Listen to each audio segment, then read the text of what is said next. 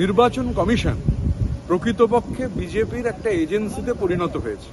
বিজেপির এজেন্সি হিসেবে নির্বাচন কমিশন কাজ করছে, এটা দুর্ভাগ্যজনক। আমরা ধারাবাহিক যে প্রতিবাদ, এই যে আজকে দেখুন এই যে প্রতিবাদ হয়েছে, এই যে ইলেকশন কমিশন চোর হে বা ভোট থিফ ইলেকশন কমিশন, বিভিন্ন ভাষায় পোস্টার ছিল।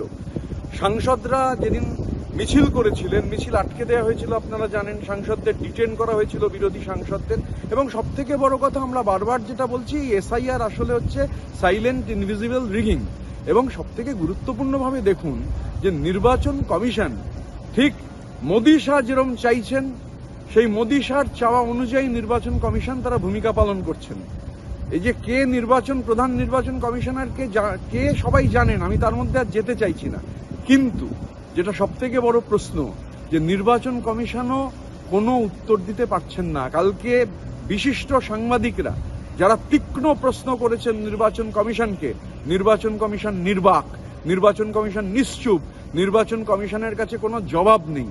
নির্বাচন কমিশন আসলে বিজেপির এজেন্ট হিসেবে একদিকে জেনুইন নাম কেটে দিতে চাইছেন, আর অন্যদিকে ব্যাকডোরে এনআরসি করতে চাইছেন। অপোজিশন ঐক্যবদ্ধ। আর আপনারা জানেন আমাদের নেত্রী জননেত্রী মমতা বন্দ্যোপাধ্যায়, আমাদের নেতা অভিষেক বন্দ্যোপাধ্যায়, তারা পরিষ্কার জানিয়ে দিয়েছেন যে কোনো অবস্থায় যে বাংলার মাটিতে একজনের নাম যদি কেটে দেওয়া হয়, বাংলার মানুষ কোনো অবস্থায় তা মেনে নেবে না। নির্বাচন কমিশন প্রকৃতপক্ষে বিজেপির এজেন্ট হিসেবে গোটা দেশের ভোট, মানুষের ভোটাধিকার, সেই ভোটাধিকার কেড়ে নিয়ে ভোট চুরি করতে চাইছে।